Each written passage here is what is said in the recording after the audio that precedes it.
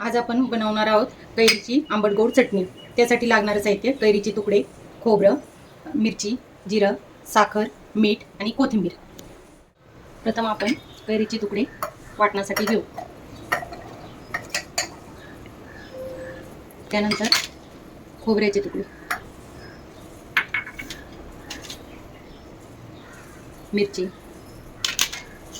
1 चमचा जिरं, 1 चमचाभर साखर आणि चवीनुसार मीठ, आणि त्यामध्ये टाकूया कोथिंबीर। आता आपण हे सगळं मिक्सरमध्ये वाटून घेऊ। मिक्सरमधील वाटण आपण चमच्याने हलवून घेऊ। त्यामध्ये थोडेसे पाणी टाकू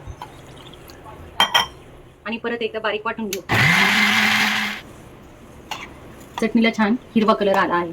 आता आपण ही एका वाटीमध्ये काढून घेऊ।